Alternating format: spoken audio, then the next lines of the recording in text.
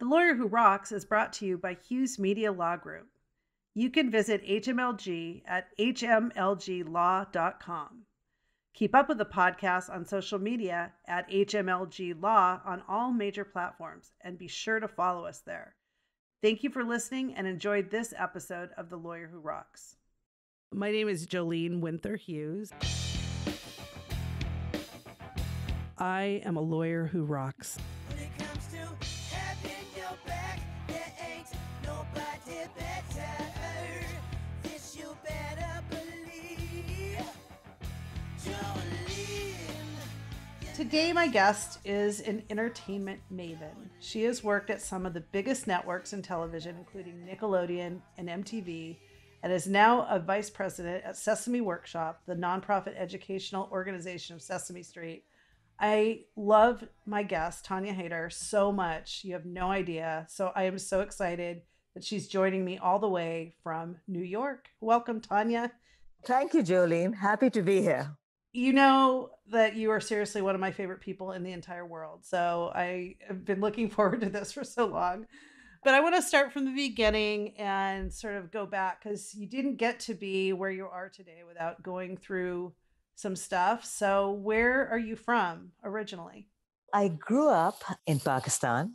I spent the first 18 years of my life there in Karachi, the city by the sea, one of three kids, and decided when I was in school that I wanted to come to the US for college. I just thought that I wanted to try something different. You know, my parents were very, very middle class. The idea of going to a US institution was completely beyond their means. So if I wanted to get there, I had to work for it and I had to get a scholarship. So I did, and I got one. And I ended up at Mount Holyoke in college in Western Massachusetts in 1989 with the idea that I'm going to do my 4 years and I'm going to then pack my suitcases and head back to Pakistan and get married and just settle back in. But, as you know, Jolene, life takes us in different ways and different twists and turns. And I started off doing economics at Mount Holyoke because that's what my father wanted me to do. He thought it was important that I find myself in a place where I could sort of make a good living. But I was always attracted to politics and international relations. So sort of switched to that. I went to Cairo to learn Arabic because I did a focus on the Middle East. Did a bunch of internships in that space, graduated, and didn't really have a job. But the day of my actual graduation ceremony, I got a call from a consulting firm in Boston. My best friend was moving to Boston. And without really thinking about it, I said, yes, I'm going to do this. And so, I moved to Boston and started working as a management consultant, which was very far cry from sort of what I had studied to do and what I wanted it to be. But I loved it. I fell in love with business, fell in love with sort of problem solving and working with executives to think through sort of where their companies might go. Got sort of a taste of media at that point. Worked with a network called Noggin, which at that time was owned by Nickelodeon and Sesame Workshop. And, I didn't know that I would eventually end up working for both those organizations, but did a big project with them, fell in love with the industry, and decided that I wanted to sort of do more business. So ended up applying to business school, did 2 years at Harvard, graduated, and went back into consulting because they were paying my bills. And then I decided, screw this, I don't want to do this anymore. I don't want to write decks for other people. I want to be in the media space. So took a big risk, left my job without sort of anything in hand and started sort of beating on doors and ended up in the strategy group at Nickelodeon. It was one of the best gigs I've ever had in my life. It was fun. It was sort of in the heyday of cable. The cable industry was booming. Nickelodeon, the kids space itself at that time was booming. I mean, I remember writing a deck where we hit $1 billion in ad revenue, which for a kids network was, it was unprecedented. And we were on a creative high. I mean, we were producing, Rugrats, Wild Thornberries, Blue's Clues, SpongeBob SquarePants. It was just a great space to be in. So when you started consulting in media, did you have this idea that you liked, like children's programming or media? Did you gravitate toward that, or was that an opportunity that came up and then you grew to love it? It was an opportunity that came up. I've always also had a slightly creative bent. I've always loved film, television, writing. I used to write a lot. And so, sort of looking at when the opportunity came, I took it, but I fell in love with it. I really sort of fell deeply in love with it. And I've done different things in it, clearly with sort of MTV Networks, then with you at Zeptolab, then Sesame, sort of a bunch of consulting assignments in between for different media companies, but always in the kids space. What is a strategy and business group at a company like Nickelodeon? What do they do? So think of us as an internal consulting firm. So think of us as a McKinsey or a BCG, but we're internal to the company. And what we do is that we work with all the different business units. So it could be a television, sort of the creative team. It could be the finance team. It could be, at that point, all the other ancillary businesses. So consumer licensing, publishing, magazines at that point, because people actually read magazines at that time, and digital, which was a very nascent business. So really supporting them from a strategy perspective. Where should they be investing? How should they be thinking about growth? What content should they be picking up? How they should be managing their pipeline. So really helping them, because most of these companies were run primarily by creatives. So bringing sort of, as we were growing, the need to bring business thinking and focus was becoming more important. So my team provided that. So I did that for about 4 or 5 years, and then sort of started feeling like I needed a little bit of a change. And one of the women that I'd been working very closely with was a woman called Leanne Brodsky, who ran our consumer products licensing group and is probably one of my favorite people in the world, in addition to you, and has been a real mentor to me. Viacom at that time was going through a consolidation, and they were sort of merging different business units. So international and domestic had operated separately, for a long time. And the decision was made to bring those two units together because there were synergies to be had, et cetera, et cetera. She was put in charge of global consumer products licensing. And she asked me to come and run licensing international for her. And I remember, having that conversation with her. And I said to her, I said, Leanne, I don't know anything about licensing. I can write a strategy for you, but, I don't know the business. If you take me to Target and ask me what the difference between the boys aisle and the girls aisle is, and they don't have those aisles anymore because it's an antiquated notion to separate toys by gender. But, I said, are you sure you want to do this? And she said, I need help. And she brought me in and she said, I'll teach you. And it was a ride of a lifetime, Julie. And it was the best. I mean, it was one of those opportunities that doesn't come very often. And when it does, you seize it. And I did. And it was, for 5 years, I lived on a plane. Basically, we grew it to $1 billion business by the time I left. I was managing 120 people across all geographies. We took SpongeBob and Dora the Explorer global. We built, enormous amounts of product and around that. And I met my husband on the international side. So, good things came out of that stint. Productizing the programming is very strategic. And there's a lot of nuances to that I think the average person may not understand. So, what were the things that you found, I guess, that you learned first when you were building that business that were surprising to you? It's not enough for a property or IP to be beautiful. It's not. It might look visually appealing, it might be cute, but there has to be something in that property that appeals to a child's sense of, oh, I want to touch it, I want to hold it, I want to play with it, I want to imagine worlds with it, right? So the story, it's not enough you can't build a program around just a character or a number of characters that are cute. There has to be something more for it to be toyetic and beyond. So a part of it, as you think about the strategy, you sort of think about, okay, what am I dealing with, right? And does this content have a life? Does it have a set of stories associated with it, which spark a child's imagination to start thinking about, okay, if I play with this property, how would I play with it? Do I want it to be my friend? Do I want it to play with my other friends? Do I want to sort of be in the kitchen with it? And then sort of based on that, sort of based on the core appeal of it, you start thinking about, okay, well, what's the content that I can develop? What are the products I can develop around it? And traditionally, with most licensing programs, you begin with toys. Now we live in a fundamentally different world from a product licensing and content rollout perspective. But in the old days, 15, 20 years ago, we would basically start with, a soft launch. So we would launch property in sort of niche retailer, right, with a limited amount of product, just test it and to seed the market. So test appetite, seed the market. You didn't want to go out At that time, it was a retailer we would do a lot of work with called Hot Topic. I don't even know if they exist anymore. You did like a cool SpongeBob t-shirt, or you did sort of a limited edition toy, right? So beginning with a slightly higher age group to see if, can I get a foothold there? And then aging it down, because it's tough to age a property up. It's easier to sort of have it appeal to more demos when you start at a higher age group. So then after 18 months, we would go to mass, to a Walmart or a Target, and we would do a full program with clothing and books and, the rest of it. And so there was a strategy. It was a very planned rollout. And if you think about it for a licensee, they are lending their property. So the risk is, is my brand going to sell? Because I'm putting my brand out on shelves, right? And I know from a ratings perspective, it's doing well. And from a licensee's perspective, they are taking the risk of the manufacturing this kind of stuff, right? So it has to move because they've got capital tied up in it. So it had to be sort of really planned out and thought through. So, like, how much of your job was really trying to navigate and manage, like, within that sort of structural organization? Or did you have some level of autonomy?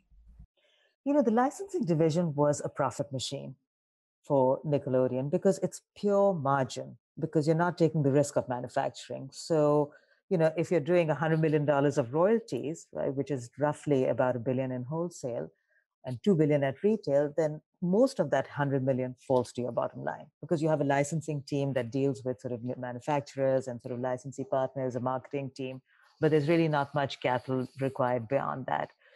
As a company, because we were a property-driven company at Viacom, they sort of created processes and structures to make sure that the programming was coordinated with the product launches. So we would typically launch with what we would call a tentpole event. So some kind of like, you put a stake in the ground, we're going to launch this special. Let's just take Dora the Explorer for a second. So we're going to launch a Dora special.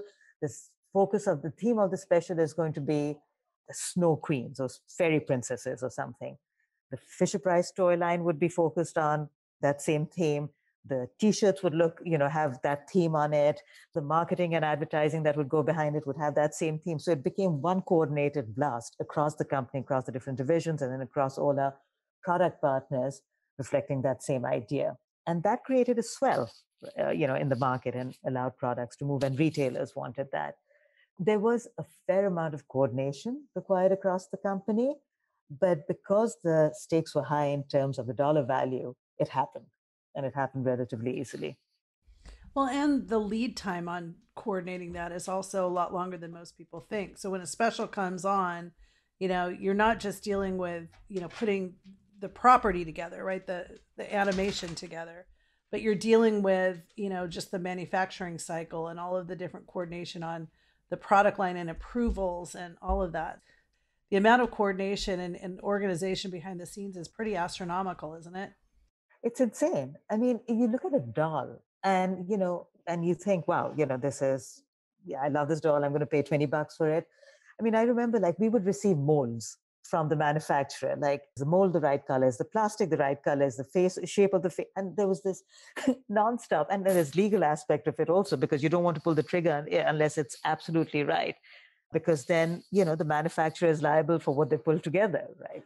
There was so much coordination required. I mean, the lead time on manufacturing with toys at that time was 18 months. Content, animation takes about 18 months to, pull together. So you had to start planning to get a toy on shelves, say in 2 years, you had to plan 2 years out.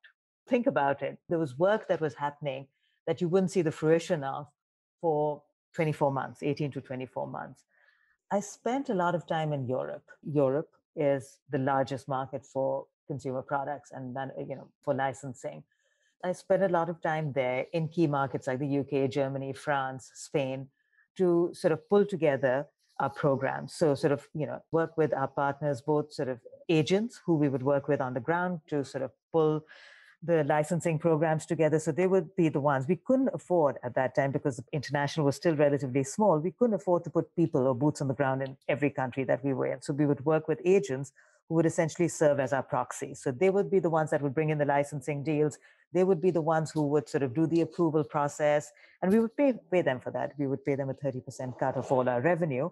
But they were the ones who were responsible for moving the business forward.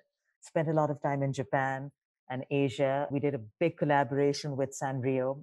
And I think this is where maybe my international background and not sort of having grown up here really helped. I mean, each market has its own idiosyncrasies, and that's to be expected. And idiosyncrasies more in terms of how retail works or how sort of like partnerships work or the percentages that you have, share with agents, etc. But idiosyncrasies in terms of cultural differences, in terms of, how people think about content or products. I mean, in Germany, parents are more strict about television, right? And they're more strict about the kinds of toys that they buy for their kids. So how do you sort of take that into account into your licensing program? In Japan, everything is focused on sort of what they used to call kawaii, which is cute. So how do you create that aesthetic in your licensing program and keep global costs and global synergies going? So sort of like really working with each market, each culture, each understanding what the requirements were for success, and then building it into the program. So I spent a lot of time doing that with my local team and experts.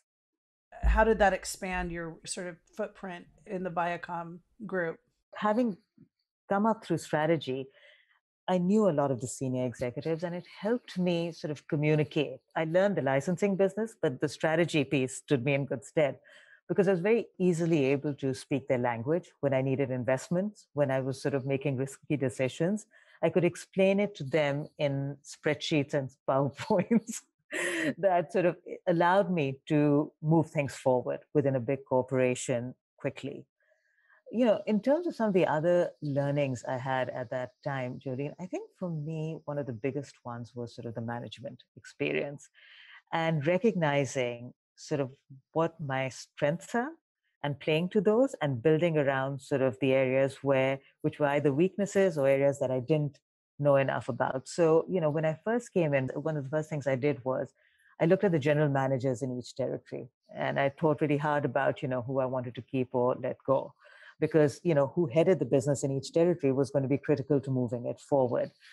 And, made some decisions and also decided that, listen, these guys have, years of experience in an area that I'm new in. So let me sort of figure out a working partnership where they feel like I'm bringing value to them and I let them do their own thing. Because there's a lot of when you're a senior executive in a company, aside from sort of loving and enjoying your job, there's often a lot of ego involved in that. So, understanding what the team needed in order to succeed, allowing them to do their jobs, interfering when I had to, but sort of like giving them a fair amount of autonomy, I think stood me in good stead.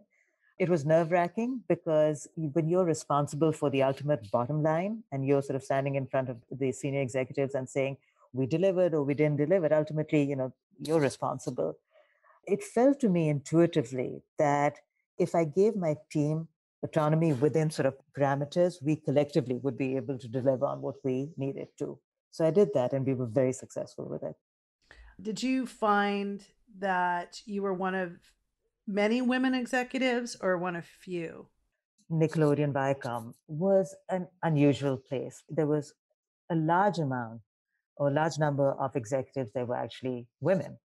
And the head of Nickelodeon, Seema Zargami, the head of MTV, Jody McGrath, Leanne Brodsky, my boss. There were sort of very senior, powerful women in the organization who ran big businesses, made creative decisions. So in some ways, it was sort of a different structure to sort of, I think, most of corporate America. And I found it to be a very supportive atmosphere. I learned a lot from the senior women, and sort of we all supported each other and moved each other along.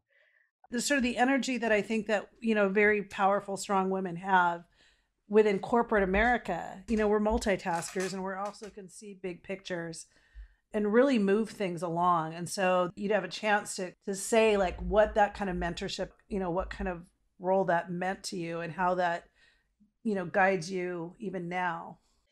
First of all, I think as women, we should absolutely take credit for, how amazing we are, because we are. And I think that, we keep holding ourselves to sort of impossible standards and we deliver. We are mothers, we are wives, we are colleagues, we run businesses, and we do it all. And it's not always easy and it's not always, painless. But do juggle and we do multitask. And maybe there's, I'm not a biology major, but maybe there's some sort of thing in brains that enables us to do that because, we're just sort of wired differently. But I have found that, in my own experience. I mean, I have two kids. I have an 11-year-old and a 13-year-old now. And, I deal with their homework. I, look after them and sort of all the emotional ups and downs and do my work. And my husband, bless him, is amazing. He's a huge support. He will always come in when he needs to. But the primary responsibility is mine. And I want it to be. I don't ever want to sort of like, they're my children. I don't want to sort of not be there for them. And I definitely don't want to not work. Where we make it tough for ourselves, Jolene, and you know this, is sort of aspiring to this notion of I can balance it all, right? I've sort of moved away from that in my life and my career. I feel like this nirvana that we always seek of, going to be balanced and it's all going to be great. And there's no such thing. Any point in life, something is going to pull you in one direction and then something else will pull you in another direction. And, that pull is where you'll go and will be the focus of your time and energy. And then you'll sort of head in the other direction. And that's what it is. It's a balancing act, but not sort of state of equilibrium, because I think a state of equilibrium is a state to be desired, but not realistic. And I think sort of as we as women torture ourselves as we think about, oh my God, if only I could manage it all, and sort of we are managing it all. We do it on a daily basis, but equilibrium is tough to find. Obviously, you left the Viacom properties. Why did you decide to leave? My little one had just arrived. I needed to spend time with them. I also had I was at a point in my career where I felt very satisfied with where I was. And it was a great feeling. I felt like I was sort of at a point where I could jump off and I could hop back on if I needed to, but I felt like I needed to focus on my children. My husband had just got a job in San Francisco. And I said, well, you know what? Let's try being sort of, a mom and a quote unquote lady of leisure for a while. How did you come to Zeptolab? I was beginning to have conversations with people about, you know, like I wanted to do a little bit of consulting. I got involved with a couple of private equity firms, helping them think about sort of acquisitions in the kit space. And I think I was introduced to Misha. I can't remember exactly, but I was introduced to him through one of those connections. And I remember sitting with him in a coffee shop in Palo Alto and just hearing him talk about, sort of his vision and ambition for, where he wanted to take Cut the Rope. And it was such an exciting time. It reminded me of, when I started in the cable industry in 2000. The iPhone fundamentally changed the way, I mean, today we know that fundamentally changed the way kids are entertained, educated, sort of interact with others. And so it was sort of, you could see it. This was in 2010 or 11. So it was taking off. It was taking off. And you could see the shape of that trajectory to come. And so when he started talking about sort of this, the game and sort of where he thought, the technology would go, I was hooked. And so we started talking about, he wanted to build out a licensing program. He had sort of ambitions around that. And I said, listen, I'm going to help you. And let's start with sort of me coming in on a consulting basis.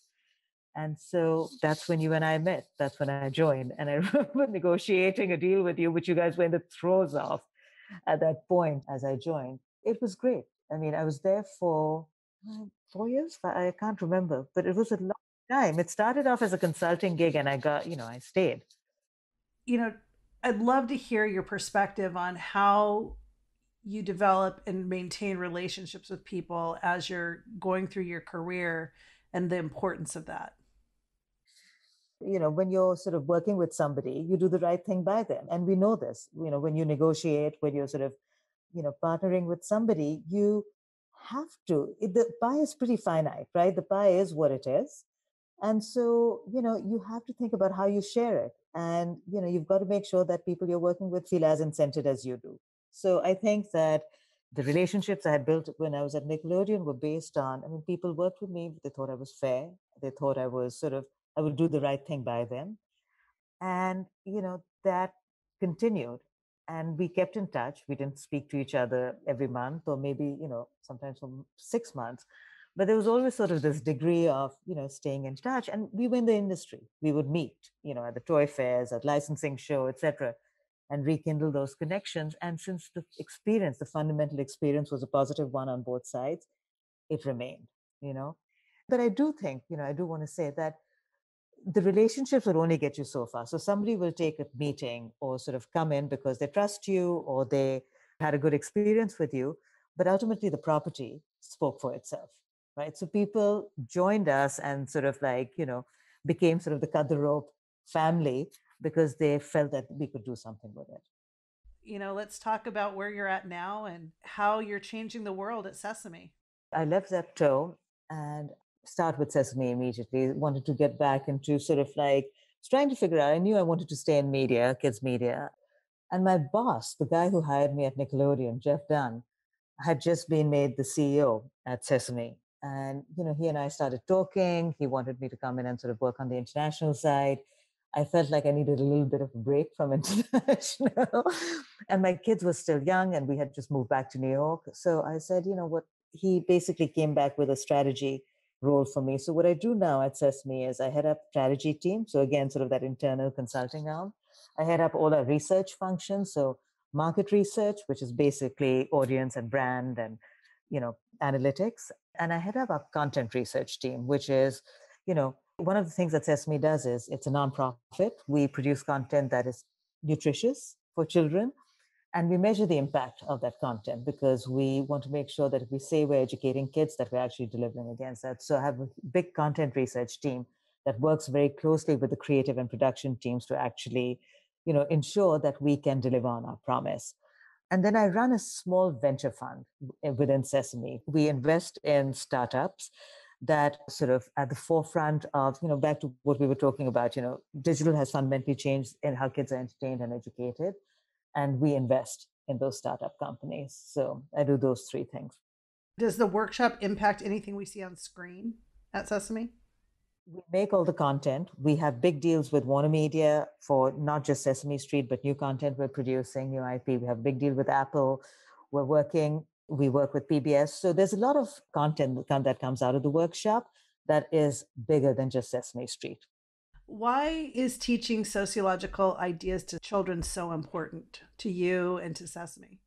Because the way kids' brains work is that, that 0 to 3 and then the 3 to 5 age period is when, most of the learning takes place. So you want to make sure that, and we know that media is such a powerful educational force. And so if you combine good media with learnings, then you can have a very powerful impact. We take on Sesame focuses on foundational skills, so ABCs, numeracy, etc. But social emotional is really important because part of what you want to teach kids or have them feel empowered to do is be resilient, be able to withstand adversity, to be able to sort of like get knocked down and get up again. And I think we live in a culture now, Jolene, where we as parents have become so focused on let's take you to the next ballet class or the next math class that we don't focus enough on sort of developing a kid's executive functioning skills, their self-regulation, their social emotional skills. And so sort of working on a lot of the content we do is focused on that. And I think it's critical in a child's development trajectory.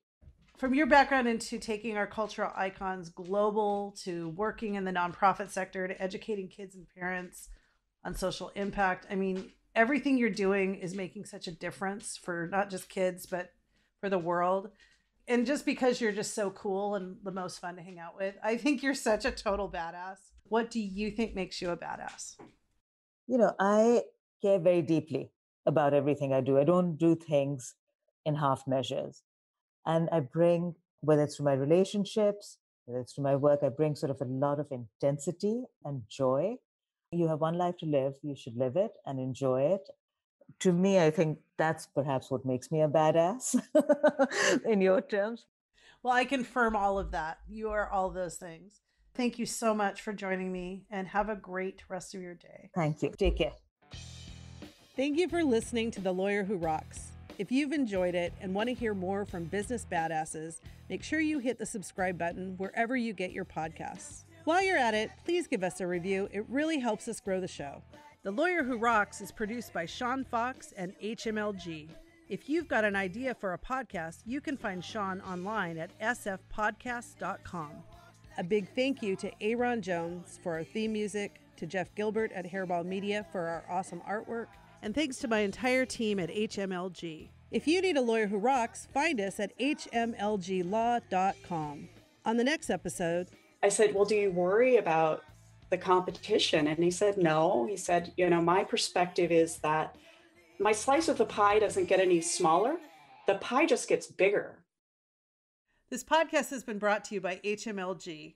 If you need lawyers who rock, visit us on our website at hmlglaw.com, or be sure to follow us on social media at HMLG or at The Lawyer Who Rocks on all social media platforms.